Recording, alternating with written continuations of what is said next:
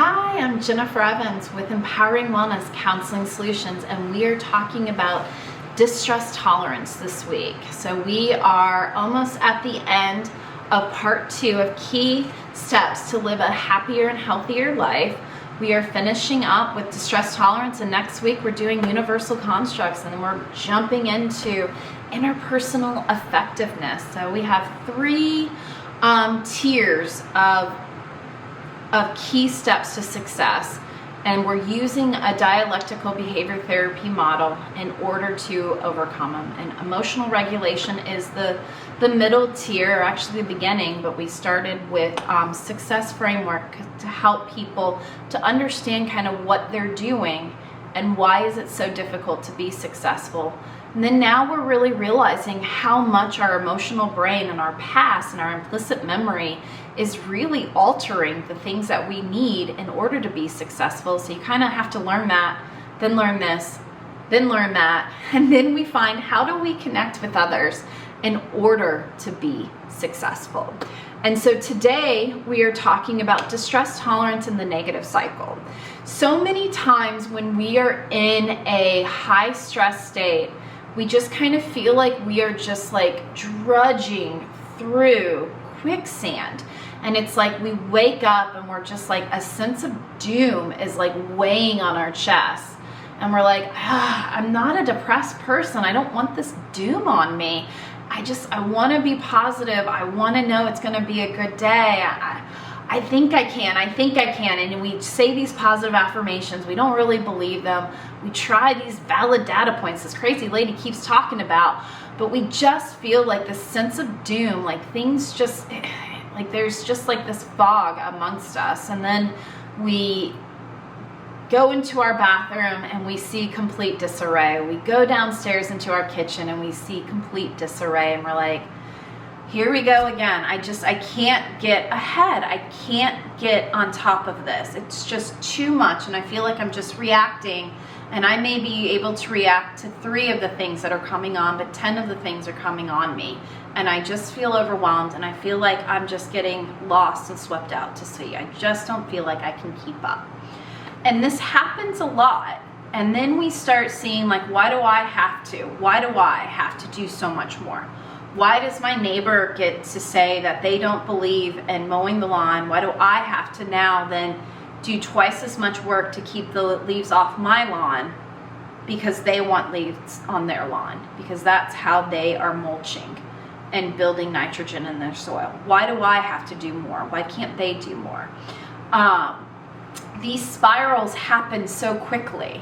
And what is happening is it is a perceived experience. It's a perceived reality. Yes, the neighbor is not mowing their lawn. Yes, they are not blowing their leaves. Yes, you are doing all these things. Yes, you do have a list of 30 things to do in a day, and the hours in the day only allow you to do 10 of them.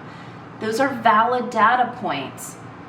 The thing is that you do have choice over your thoughts, feelings, and beliefs, and it's understanding that there's a bigger picture and that your mind is spiraling. Your negative narrative and your implicit mind is spiraling. It's feeling overwhelmed because it doesn't have the distress tolerance skills to accept and let go. So why is it easier for others? Why do I have to do so much more? All of these kind of, negative spirals is what's keeping us in a negative narrative. It's keeping us in a negative bias, and we are in the negative cycle. So when we interact with people, it's going to be negative, and we're going to get reactionary experiences from them, and they are more likely to be negative and reactionary towards us. They will become defensive towards us as we are defensive towards them. And they become sensitive. People will become sensitive to you. And so, again, like, you're going to keep finding yourself in a self-fulfilling prophecy. And that's because of this negative mindset, this feeling of overwhelm that you can't get out of this. And so what we want to do is we want to lean on our distress tolerance.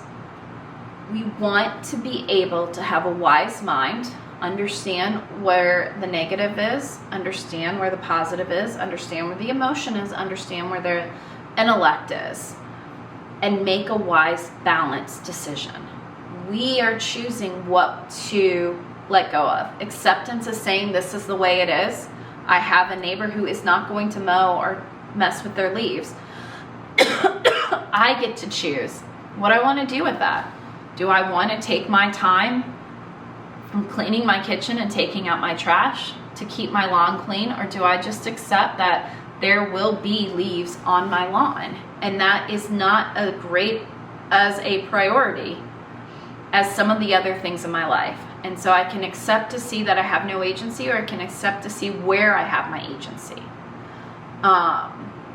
And the ways that we do this is mindfulness.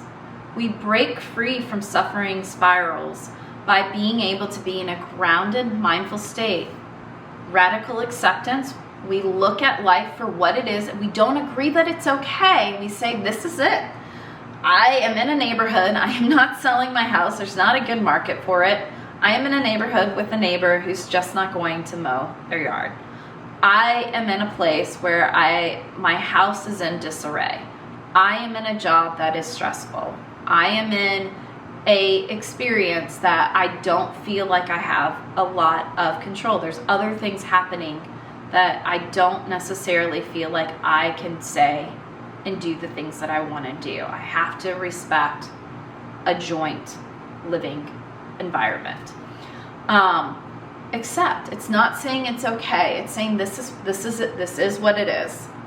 And then I'm saying, okay, so what do I do have control over? I want no judgment in this. There's no judgment, no shame in this game. This is what I like about it. This is what I don't like about it. This is what I can control. This is what I can't control. And then we let go of the things that don't serve us. We find agency over the things that we do. We find ownership over the spaces we can take ownership of and that we want to take ownership of. It may suck to go and blow all those leaves every single day, but if it gives you a sense of ownership and you're like, you know what, the inside of my house is disarray, but man, does my front yard look good, then do it. If it doesn't serve you and you're like, these are not the things. You know, they say you have a limited number of forks in life, and you have a lot of them, and you give a lot of them younger in life, but by the time you get older, you don't have any more forks. You don't have things that you can give, even things that you want to give, you don't really have them anymore. So you get to choose where your forks go, and you can choose what serves you. Give forks to the things that serve you, and don't for the things that don't serve you. It doesn't support your mental health. It doesn't keep you in a mindful present state when you're allowing your past to say that I need to give a fork for this, and you don't have a fork to give. It makes you feel very overwhelmed. It makes you feel very anxious. It makes you feel like you have no agency. It feeds this negative spiral. And some of the things that we can do to cultivate resiliency and really shift our mindset is opposite action, countering rational thoughts, valid data points, leaning into, and we'll talk more about leaning into the suck. And actually we talked about leaning into the suck 2 videos ago. So go back to, it's called the ick, overcoming or winning at the ick. Go back to that video and we talk about leaning into the suck and being able to neutralize the cycle by being mindful and staying present to what it is, and then choosing one thing that we have agency towards, which chooses us to take one step towards the positive cycle. And so what you can do today to take action and transform your thinking and leadership is get my books. I've got Key Steps to Live a Happier and Healthier Life. It's a 3-part series. Part 1 is to find what your values, your vision, your goals are, what success means to you. And then how do you live your life to do that? How do you get your finances in order? How do you get your health in order? How do you find work-life balance? How do you maximize your work life? You know, how are you living on and using and maximizing on the hierarchy? How do we find accountability and vulnerability to be able to do all of this? All of that is in part 1. Get the book, Key Steps to Live a Happier and Healthier Life. Part 2, which is what we're discussing now, and you can go through the last 8 weeks of videos, is all about emotional distress, emotional distress tolerance, emotional regulation.